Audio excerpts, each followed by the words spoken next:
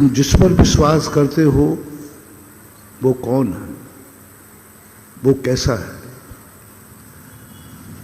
जिसके पीछे तुम चलते हो वो कौन है, वो कैसा है?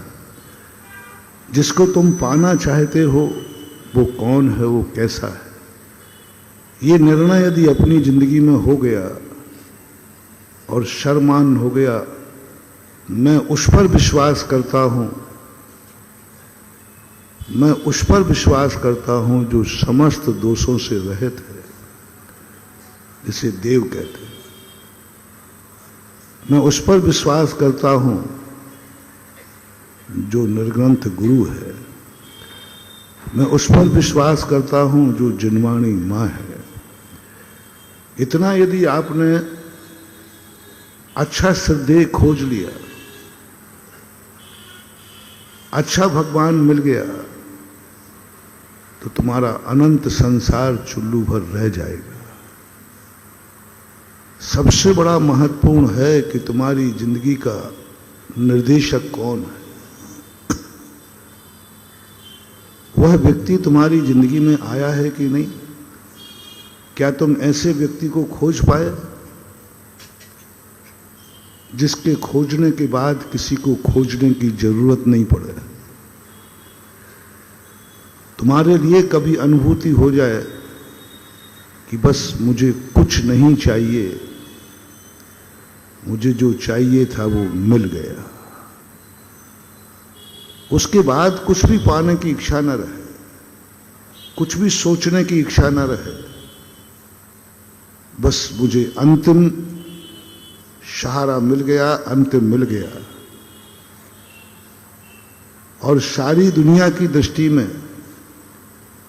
तुम्हारे संबंध में लोग अस्वस्थ हो जाए, इस व्यक्ति का कोई कुछ नहीं बिगाड़ सकता, क्योंकि इसने उस सर्वश्रेष्ठ को पा लिया है, सर्वश्रेष्ठ के शरण में चला गया है, सर्वश्रेष्ठ इसका सगुण बन गया है, जिसे हमारे शास्त्रों में देव शास्त्र गुरु कहा।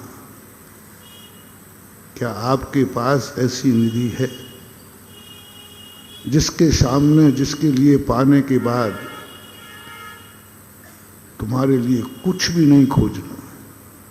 उसने कह दिया वही सत्य है, वो जो रास्ते से चल रहा है वही रास्ता है, जो वो जी रहा है वही मेरा जीवन है।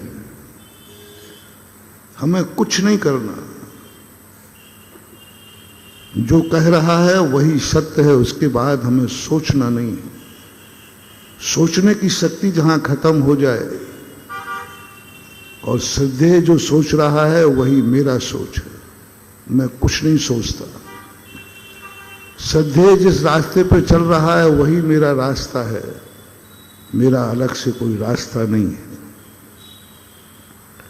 उसकी जिंदगी ही मेरी जिंदगी है, उसकी मंजिल ही मेरी मंजिल है। ऐसी अनुभूति जब कभी हो जाती है और जहां हमें कोई संदेह नहीं रहता, कोई विकल्प नहीं रहता, उसे सम्यक दर्शन कहते हैं। और सम्यक ज्ञान की जब बात आती है, सम्यक दृष्टि सगुण नहीं होता। सम्यक दृष्टि किसी को सगुण मानता है। सम्यक दृष्टि मंगल नहीं होता, सम्यक दर्शन मंगल है। सम्यक दृष्टि मंगल नहीं होता, उसका कोई मंगल होता है। सम्यक दृष्टि स्वयं की जिंदगी को अच्छे बुरे से नहीं बचा सकता, उसका कोई बचाने वाला है। सम्यक दृष्टि कुछ नहीं जानता, उसका कोई जानने वाला है। सम्यक दृष्टि अपनी जिंदगी में कुछ नहीं पा पाता, दूसरे ने पाया है उस वसीयत को खाता है। सम्यक दृष्टि कुछ भी नहीं कमाता, कुछ भी नहीं करता। जो भगवान ने कमाया है, जो गुरु ने कमाया है, जो उसके आदर्श ने कमाया है, वही उसकी कमाई है। बस इतना मान लेता है कि ये मेरे पूर्वज हैं, इनकी वसीयत पर मेरा अधिकार है। जिन गुण संपत्ति हो मध्यम, पहले तुम सच्चे मायने में किसी के बेटा बनने की प्रयास करो। सबसे पहले तुम्हें बेटा बनना है, तुम्हें कुछ नहीं करना, तुम्हें एक वसीयत का अधिकार लेना है। जो तुम्हारे पास कुछ नहीं हो और तुम्हारे आदर्श के पास जो कुछ भी है उस पर तुम्हें अनुभव आ जाए, यह सब कुछ मेरा है, सब कुछ मेरा है। तुम्हारे पास कुछ भी नहीं है, लेकिन तुम्हारे मालिक के पास, तुम्हारे पिता के पास, तुम्हारे गुरु और भगवान के पास जो कुछ है वह सब कुछ मेरा है, ऐसी अनुभूति। तुम्हारे पास कुछ भी नहीं है। जैसे एक बालक अपने दोस्त से कहता है, ये मकान किसका है? मेरा है। अभी छोटा सा बालक है, 8 वर्ष का, और अपने दोस्त को बता रहा है ये मकान मेरा है। ये मकान तो उसके पिता के नाम रजिस्ट्री है। ये मकान तो उस समय बना था जब इसका जन्म ही नहीं हुआ था। रजिस्ट्री भी नहीं है उसके, कुछ भी नहीं है, लेकिन उसके बावजूद भी वो अपने दोस्त से क्या कह रहा है? मकान मेरा है। कैसी अनुभूति हो गई? एक पिता की संपत्ति में ऐसी तात्पर्य, ऐसी आत्मीयता, मेरा है। पिता की संपत्ति मेरी संपत्ति है। किंचित मात्र किसी ने ऑब्जेक्शन भी नहीं किया, दोस्त ने भी नहीं कहा कि तुम गलत बोल रहे हो, तुम ये बोलो ना ये पिता की संपत्ति है, ये पिता का मकान है। नहीं, ऐसा बोलना असभ्यता है। पिता के मकान को अपने मकान की बात बोलना, यही आत्मीयता है, यही पिता और बेटे का संबंध है। पड़ोसी ने नहीं कहा ये मकान मेरा है, पड़ोसी ने तो कहा कि फलाने चंद का है, लेकिन बेटे ने अंदर से बोल दिया ये मकान मेरा है, और था पिता का। पिता की गाड़ी थी, बोले ये गाड़ी मेरी है। सब कुछ जो कुछ भी उसका है सब मेरा है। इस उदाहरण को लेकर के कभी ऐसा भाव आ जाए मंदिर भगवान का है और कोई पूछे कि ये मंदिर किसका है? मेरा मंदिर है, मेरे भगवान है। भगवान की जो कुछ संपत्ति है वह सब मेरी है। जिनगुण संपत्ति हो मध्यम। पूज्यपाद स्वामी ने क्या संबंध बनाया? क्या तुम जिनेंद्र भगवान के कुटुंबी बन पाए? क्या जिनेंद्र भगवान तुम्हारा पिता बन पाया? यदि बन पाया तो जैसे उस बेटे को पिता की संपत्ति पर अनुभूति हुई कि ये मकान मेरा है, ऐसे ही कभी जिनेंद्र भगवान की जो कुछ भी संपत्ति है वह सब संपत्ति मेरी है। केवल ज्ञान उनको हुआ मेरा है। अनंत चतुष्टय उनको प्रकट हुआ मेरा है। मोक्ष उनको प्राप्त हुआ मेरा है। मुनि महाराज वो बने, मैं बना हूं। मेरेपन की अपनी सिद्धालय को भगवान, सिद्धों को सिद्ध भगवान की अनुभूति हुई। ऐसी अनुभूति हो जाए मुझे सिद्धपने की प्राप्ति हुई, क्योंकि मैं उनकी वसीयत का अधिकारी हूं। और सब कुछ जो जो वो रहता है वो अपने अंदर सब प्रतिबिंबित कर लेता है, देखने लग जाता है। भगवान को सिद्ध दशा प्राप्त हुई, भक्त को सिद्धत्व की अनुभूति हो जाती है। भक्त को सिद्धत्व की अनुभूति हो जाती है।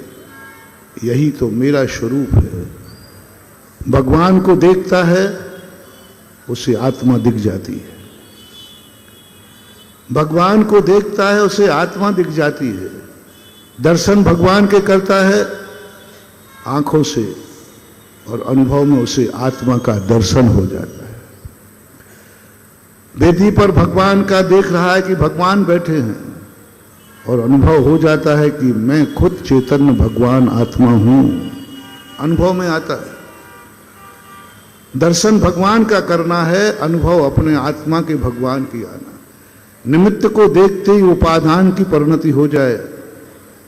जैसे एक छाता वाला, तुम छाता लिए थे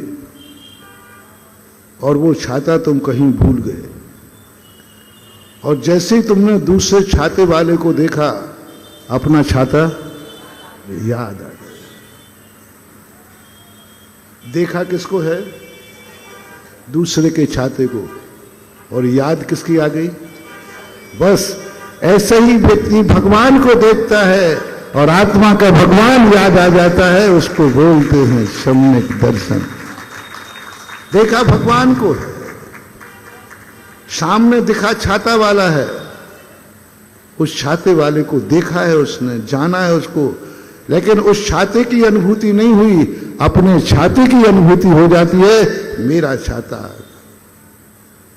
ऐसा ही भगवान का दर्शन करते करते करते हैं दर्शन भगवान का, लेकिन अनुभव में आता है अंदर बैठा हुआ चेतन भगवान, उसकी अनुभूति हो जाती, मैं भगवान हूं, देख रहा है भगवान को। भगवान को संपत्ति मिली है, मकान पिता ने बनाया है, अनुभव हो रहा है कि मेरा मकान बन रहा है, मेरा मकान बन रहा है, मैं ही तो हूं जो ये भगवान केवल ज्ञान प्राप्त कर रहे हैं। भगवान को केवल ज्ञान, दिवाली भगवान की मना रहा है, अनुभव अंदर से केवल ज्ञान की अनुभूति हो रही है। मति ज्ञान में बैठकर केवल ज्ञान की अनुभूति होती है जब भगवान का केवल ज्ञान कल्याणक मनाते।